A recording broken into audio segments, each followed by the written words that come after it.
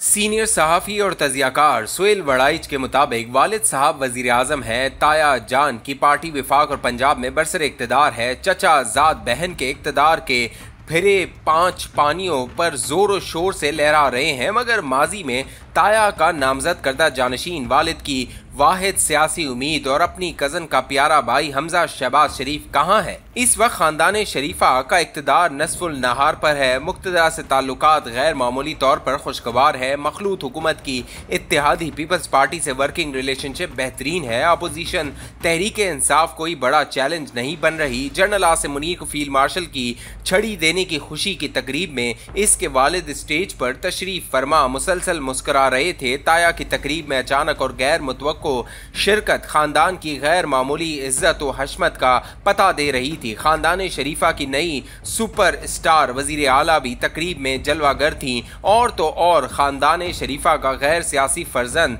हसन नवाज शरीफ भी अपनी बहन के बराबर वाली नशिस्त पर तशरीफ फरमा था। अगर खानदान शरीफा का कोई सियासी नाम वहाँ नहीं था तो वो हमजा शहबाज था। पहले सुना गया कि मरियम हुकूमत संभालेगी और हमजा पार्टी सियासत, मगर हमजा का पार्टी सियासत में अरसा दराज से कोई किरदार नजर नहीं आया। फिर कहा गया कि वजीर आजम का पब्लिक अफेयर यूनिट चलाएंगे, जिसका दफ्तर स्टेट गेस्ट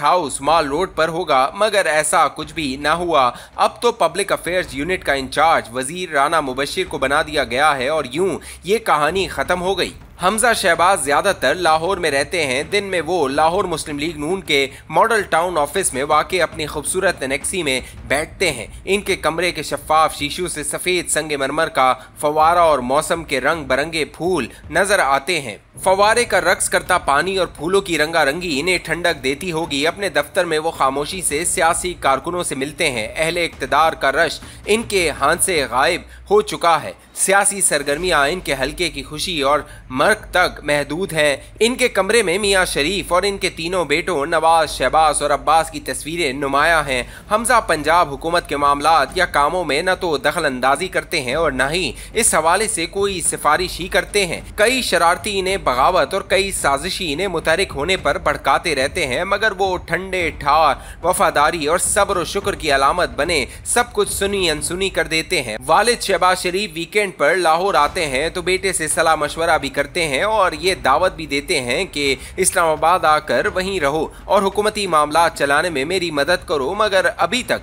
इसका कोई फार्मूला नहीं बन सका, इसलिए इस पर अमल भी नहीं हो सका। हमजा शहबाज कौमी सियासी मंजरनामे से भी गायब नहीं, नूनी सियासत से भी मुकम्मल गैर हाजिर और शायद ला ताल्लुक भी। ताया नवाज शरीफ अलबत्ता कभी कभी सियासी मामलात पर जाती उम्रा में इनसे मशवरा लेते हैं। जाती उम्रा में ही इनकी वजीर आला मरियम से दुआ सलाम और खुशगवार राह रस्म का आदा हो जाता है। कहाँ हमजा शहबाज पार्टी टिकटों, ज़मीनी इंतखाबात और पार्टी तंजीम व सियासत के मरकजी किरदार हुआ करते थे और कहाँ इनकी पुरस्रार खामोशी। अहम सियासी मामलात से इनका गायब होना, किसी बड़े फैसले में इनकी शराकत का नजर न आना गैर मामूली नहीं, यकीनन ये गैर मामूली है। अब सवाल ये पैदा होता है कि इस खामोशी का सबब इनका अपना राह फरार है या फिर वो अपने लिए कोई किरदार न पाकर पीछे हो गए हैं। अगर इन दोनों ऑप्शंस का जायजा लें तो शायद ये दोनों ही बातें दुरुस्त हैं। हमजा की शख्सियत में ओहदों की हरस और जद्दोजहद का मादा सिरे से है ही नहीं, इसीलिए वो मरियम नवाज की मुतवक्को जानशीनी वजीर आला के तौर पर इनकी नामजदगी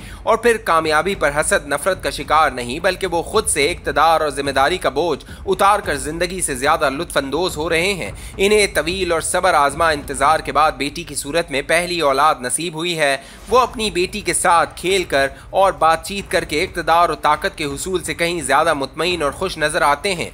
दूसरी तरफ इस हकीकत से भी सरफ नजर नहीं किया जा सकता हमजा बहरानों के दौर में वजीर आला पंजाब रहा है और साल तक नून लीग में नंबर 2 और सबसे ताकतवर सियासी शख्सियत रह चुका है। इसलिए इसको किसी कम अहम सियासी जिम्मेदारी में कोई कशिश नजर क्यों आएगी। इसलिए वो इक़्तिदार की सेंटर स्टेज से बैक स्टेज पर चला गया है। मुगलिया खानदान में शहजादा औरंगजेब आलमगीर और शहजादा दारुल शिकवा की कशमकश पर कस्से कहानियां बहुत दिलचस्प हैं। खानदान खानदान शरीफा का दारुल शिकवा कौन होगा और औरंगजेब आलमगीर। अभी तो इस पर हतमी फैसला तारीख और वाकयात ने करना है। अलबत्ता एक बात तय है, इक्तदार की लड़ाई अगर हुई भी तो खानदान शरीफा में वो मारदार नहीं होगी जो आलमगीर और दारुल शिकवा में हुई थी। तजादिस्तान में सियासत के उरूज और जवाल हालात को उलट फेर देते हैं। जवाल को सहने और बर्दाश्त करने के लिए पत्थर का दिल चाहिए। जब बादशाह शाहजहां का इक्तदार जोरों पर था तो दारुल शिकवा बादशाह का जानशीन था, बादशाह के तख्त पर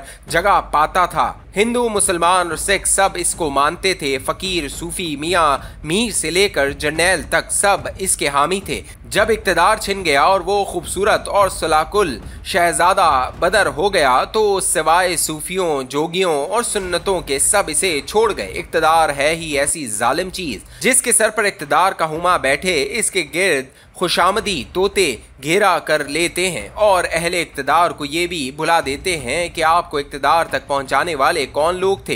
दूसरी तरफ उरूज से जवाल को आने वाले लोगों के न कोई दर पर दस्तक देता है और न कोई फरियादी आवाज लगाता है। न तो हमजा शहबाज दारुल शिकवा है और न ही जवाल का शिकार, क्योंकि न तो वो हुसूल इक्तदार के लिए दीवाना और जुनूनी है और न खानदान शरीफा ने इसकी ऑप्शन को अभी मुकम्मल तौर पर नो किया है। अभी मरियम की बारी है, इसे फ्री हैंड है। हो सकता है कि इस बार दारुल शिकवा को भी चांस दे दे।